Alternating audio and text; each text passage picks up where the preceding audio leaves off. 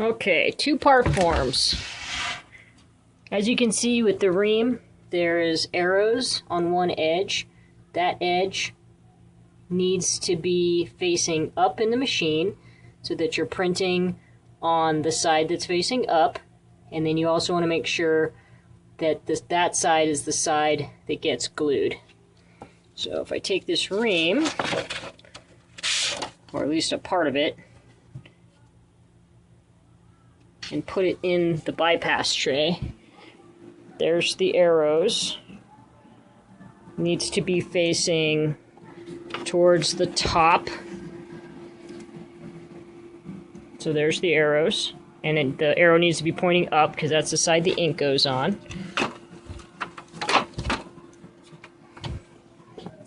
And as far as the settings on the machine, plain white is fine. So go ahead and hit confirm. So you want to make sure when you're doing this, you go ahead and put the original face down, top to the top. You want to choose tray 5 because that's where we put the paper. You want to make sure it's definitely black. And then sometimes, depending on the file, I would darken it, maybe 1, maybe 2. You can do 1 just to test it. And then under output format, you just want to go face down as an option. And then you need to remember there's 2 parts to this set of forms. Sometimes there's 3 parts, sometimes there's 4 parts. So you want to make sure, like if you're doing even 1 set, you don't just do 1, you actually need to do 2, because there's 2 sheets of paper. So I'm going to go ahead and run this.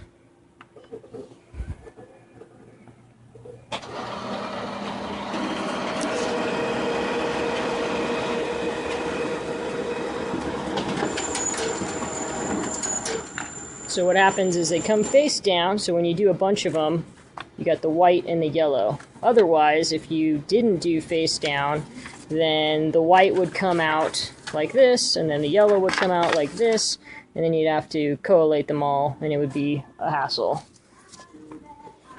So now, if you print them on the right side, take a pen, and if you were to write on this in any way, the next sheet will show up just like that. So you do one to test to make sure. Another good way to do it is if you feel this paper it's smooth. The side that's unprintable has a little bit of toothiness to it, a little bit of texture to it.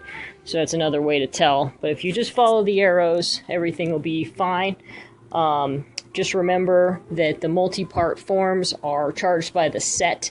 So you just want to make sure that, you know, if this is a set, you're doing, you know, that's just 1 set right there, even though it's 2 sheets. And then the gluing, I've just stacked them over here. I'm going to figure out a better way of doing this, but I just put a catalog on top to get it to straighten out, something a little heavier on top.